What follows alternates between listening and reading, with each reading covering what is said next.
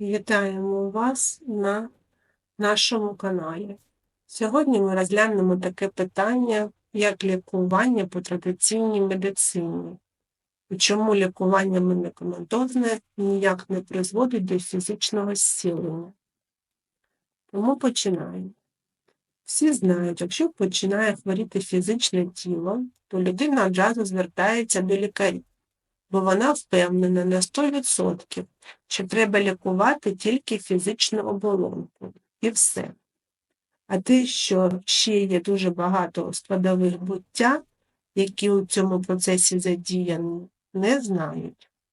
І починають лікувати тільки з фізичної сторони. Але потім ця хвороба повертається. Чи то нова починає атакувати організм людини.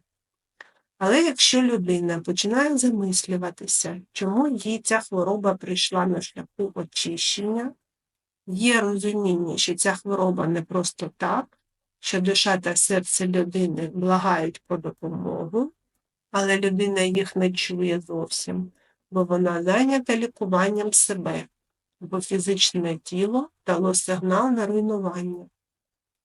А те, що душа та серце вже не витримують такої поведінки людини, таких вчинків дій, то це людині на думку не спадає. Вона думає, що отримає лікування і весь процес хвороби закінчиться.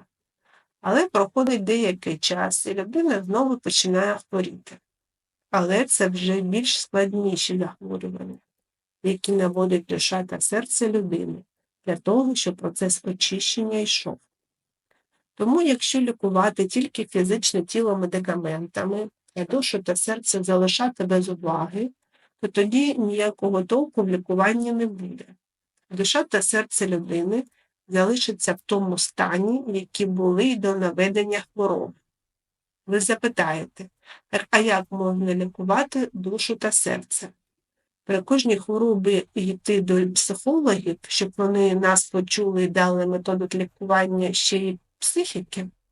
Ви, звичайно, можете йти до психологів, але вам навряд чи допоможе, тому що душа та серце людини не піддаються лікуванню звичайною терапією.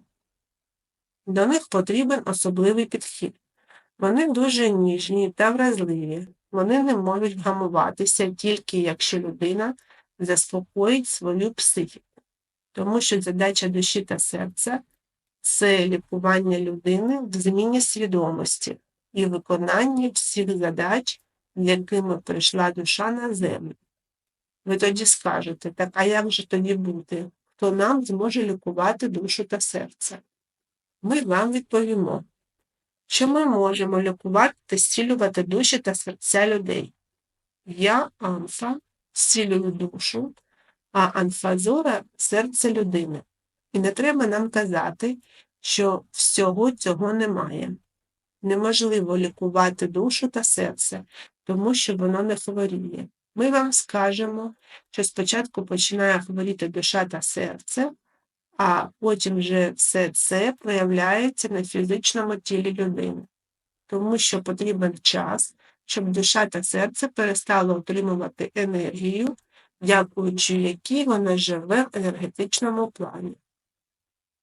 Ви всі знаєте, що крім фізичного плану, який ви всі бачите, ще є енергетичний, котрий ви не бачите.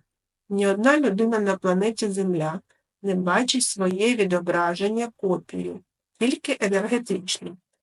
Тобто, ось собі уявіть, ви стоїте біля дзеркала і дивитесь в нього, а біля себе бачите точно таке ж тіло, але енергетичне. Дивитесь, а у вас, якщо хворіє, наприклад, голова, то голови немає у енергетичному тілі. Тіло закінчується тільки шиєю.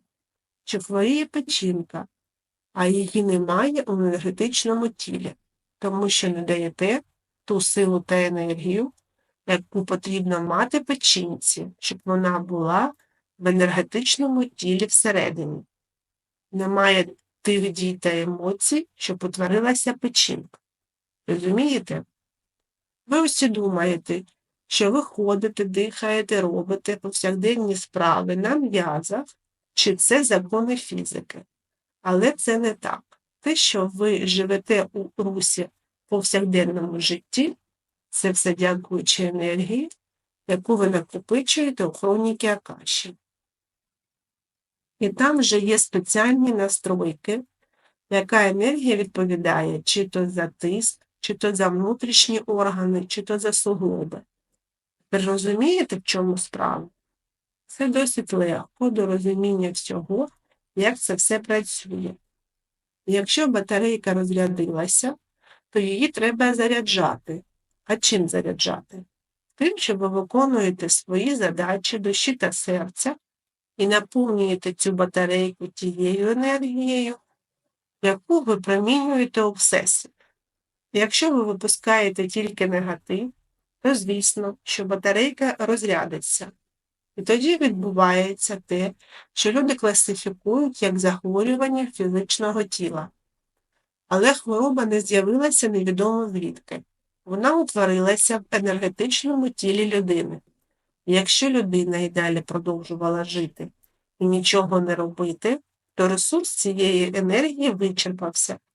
І вийшло, що все фізичне тіло отримало сигнал СОС, що треба йти на зміни. Звісно, що зміни для людей будуть дуже болісні, тому що це треба змінити своє мислення, своє відношення до навколишнього світу, зробити аналіз свого прожитого життя і усвідомити, наскільки людина жила для себе правильно.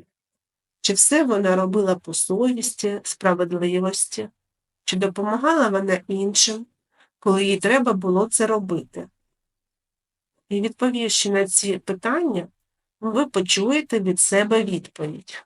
І те, що ви почуєте, і буде слугувати, на якій ви стороні буття, на світлій чи на темній. Ви захочете йти до змін і проходити тернистий шлях до себе істини і до того, щоб почати чути свою душу та серце. На цьому ми вам покидали таку інформацію. Її буде достатньо для того, щоб почати усвідомлювати себе на цій землі. Тоді до побачення і до нових зустрічей на каналі.